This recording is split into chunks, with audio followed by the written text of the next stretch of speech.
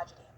For it to get to that point to where you feel like that was the only option he had is the saddest thing that you could possibly think of, for sure.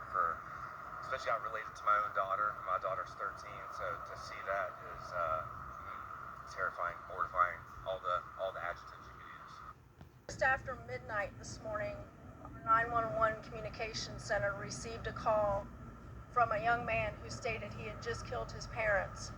He stated that deputies could find his parents at the house and that he had walked just over a mile away to a church and he would await for deputies to arrive to take him into custody. Deputies responded immediately to both locations, the church and then to a home on out here in the Middleburg area. When deputies arrived to the church, they took 14-year-old Trevor Lee into custody. When almost simultaneously deputies arrived to the address in question, they found two deceased individuals inside, David Lee, 44 years of age, and Brandy Smith, 45 years of age. Both the deceased appeared to have gunshot wounds. Based upon our preliminary investigation, and we're still very early in this investigation, it appears that there was some sort of domestic argument last night between Trevor Lee and his parents, and that this shooting culminated from that argument. This does appear to be an isolated incident, and we have no further threat to our community at this time. Hey, y'all. How y'all doing? And welcome back, y'all. We need to dive into what really happened to Trayvon Jackson, the young man, the teen that 14 years old, unalived both parents. So I want to get into it because I believe something else is going on in this family. Y'all, we got a double murder. A double murder, and all we can get out of somebody saying about Trayvon is he's a good boy. He's not a murderer, but he did committed a crime. So let's hear what his best friend, I want to really, really break this down, y'all, because he on my mind. Because how could a 14-year-old couldn't decide to do nothing else? Most kids run out the house, slam the door, but he didn't do that. He unalived both parents. So something tells me that it was something going on. Now his best friend is going to talk to us, okay? All right? Let's see what he going to say. They were probably the best or one of the best families I knew. They were funny, and they treated me very well. They told me all the time that they loved me like a son, and they treated me as such. The Clay County Sheriff's Office. Now this is where, now you heard what his best friend just said, right? Okay. Don't seem shocked about it, nothing. But he holds his head down. Now, this is the area in Middleburg where it happened at in Florida, okay? It's Silver Point. Now, what you don't know, but we did speak on it, he called his sister. Trevor called his sister after everything happened. I think it was real. Kyrie Beeman, and now standing outside of a home he once considered a second home, still trying to process the unthinkable. The Clay County Sheriff says a 14-year-old boy called 911 saying he had just killed his parents, then walked to a nearby church to wait for deputies. That teen was Trevor Lee, Kyrie Beeman's best friend. He was funny, charismatic. He always brought good energy, good vibes, and he was probably one of the best people I knew. Kyrie says he told me that he loved me, and he told me that he was just calling to tell me good night. Now Kyrie tells me he's going to continue to push forward for Mr. Lee. According to a police report, Lee's mother and police, there was an argument at some point Sunday evening.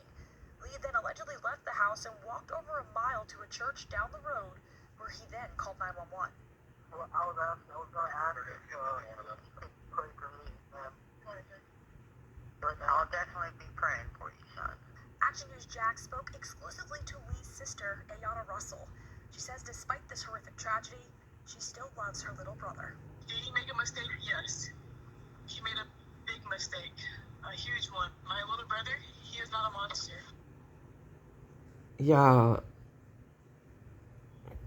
it's somebody. It seemed like, see, it always seemed like somebody is behind this because it ain't nobody but the devil. But anyway, uh, for him to go in there and walk a mile up the road, it's like I committed a crime and then I'm just going to get away. But then I'm going to call and tell on myself. So listen to this. This, oh Lord, I must. Yeah, I'll listen to you. Well, I was going to ask if you could pray for me. But I'll definitely be praying for you, son. Now, hold up. Let's go back. Something is telling me that something is going on in the house because the reason with the parents because he respected this dispatcher. She said she'll listen. He said, I was gonna ask if you could pray for me, ma'am. Ma'am is telling me a lot about this young man. His mother is a ma'am. Is that his mother? Is that his biological mother? Because I heard that's his biological father. Is that his biological mother? Who is not being respected in the house? Somebody is not being respectful in the house. For him to say ma'am to her and shoot a female, which is supposed to be his mother. Think about what I just said, y'all. I'm not going to say that this, I'm looking at him. I like to see the look in their eyes when they are first locked. Look, this is Trayvon. Something was bothering that boy. And not just the night before. It looked like it been like an ongoing thing. But what is it? Shooting, Trevor Lee walked about a mile from his home over here to a nearby church where he... Okay, he walked a mile. After unaliving your parents, your adrenaline told you to leave out the house and walk a mile. Which you could have walked that mile before you even made that decision to, unalive them. A mile, shoot them. Call 911. His words on that 911 call paint a heartbreaking picture of what happened next. This is where deputies say 14-year-old Trevor Lee waited after shooting his parents in their Middleburg home. And y'all, look, for this young man to listen, look at the spiritual, look at the spiritual image of this. Listen to the spiritual energy.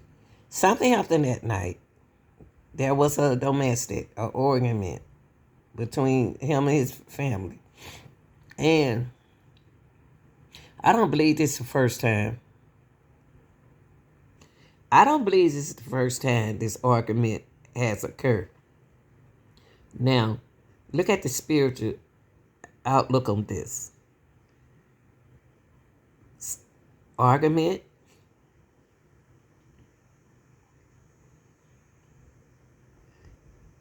Had a good time. You went out. You had a great time together. Y'all enjoy yourself.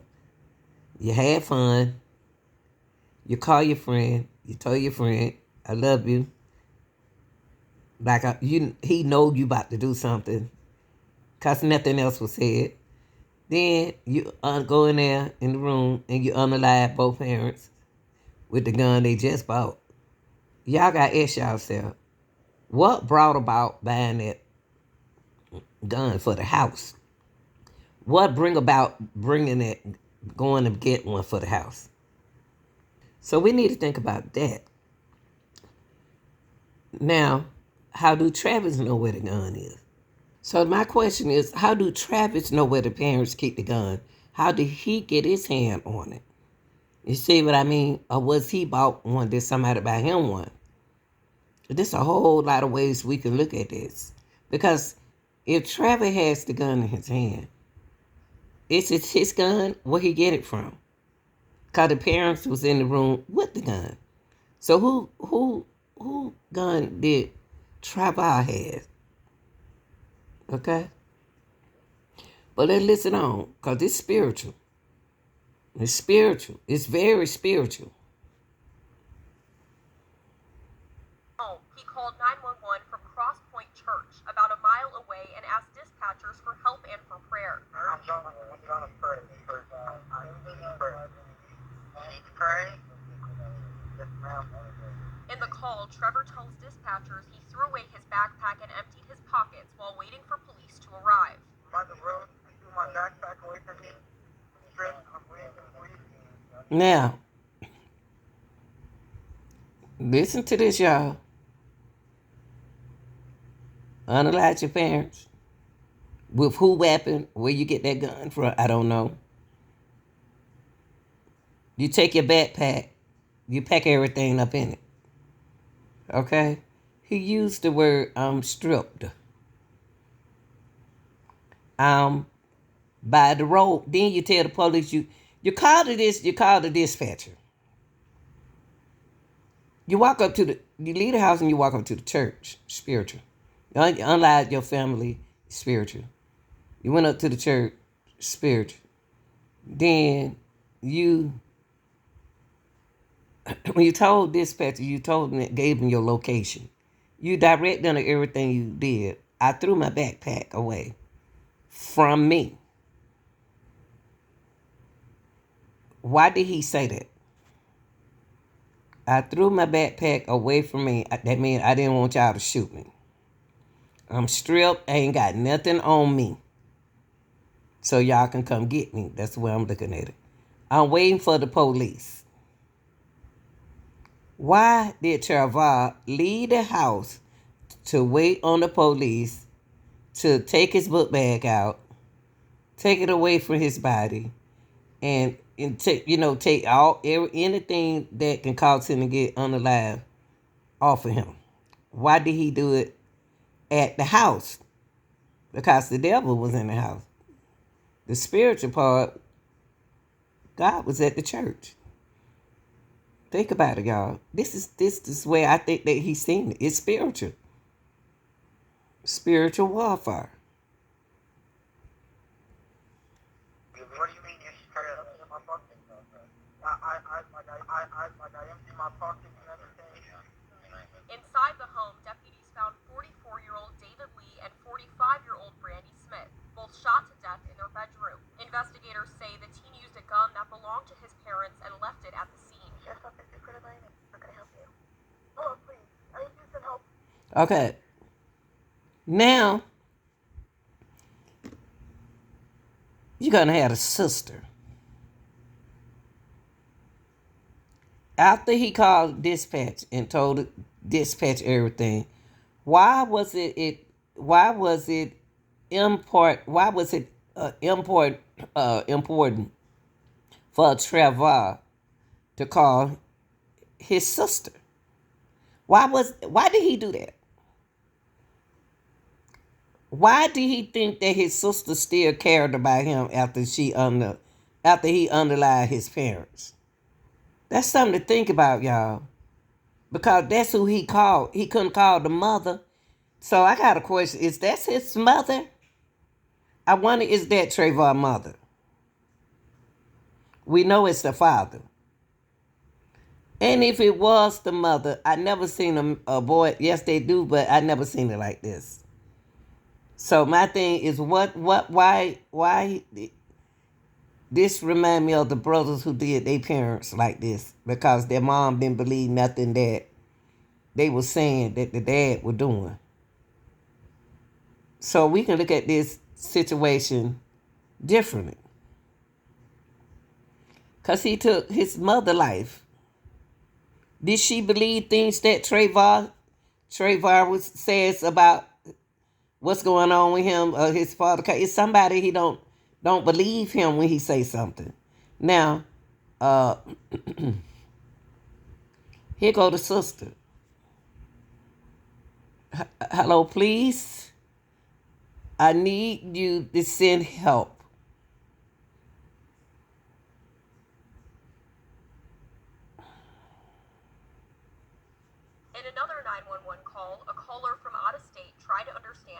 happened. Honestly, I'm in the military. I don't know what goes on, but they just had a good. Now, this is sister. Sorry, I'm out of state and in the military. I don't know what is going on. They had a good day. They went to the movies. Now, y'all, I have questions about this. Now, y'all know how I am. I'm funny acting now. Now, I'm about to act funny now. She's in military. Not saying that she can't call and see how the family doing. How did she know that they was at the movie that night? How does she know? Did she talk to somebody that day? Cause she showed Maker on this call that I'm in the military. I don't know nothing. I ain't did nothing. I don't know nothing. But you know they went to the movie though. Think about what I'm saying. She said, sorry, I'm out of state. So I'm out of state and in military. I don't know what is going on. They had a good day. They went to the movies. They went to the movies.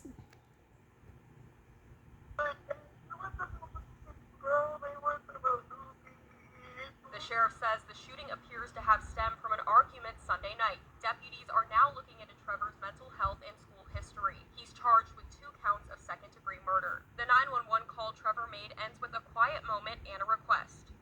Middleburg. Go ahead, I'll listen to you. Well, I was going to ask if you could pray for me. But I'll definitely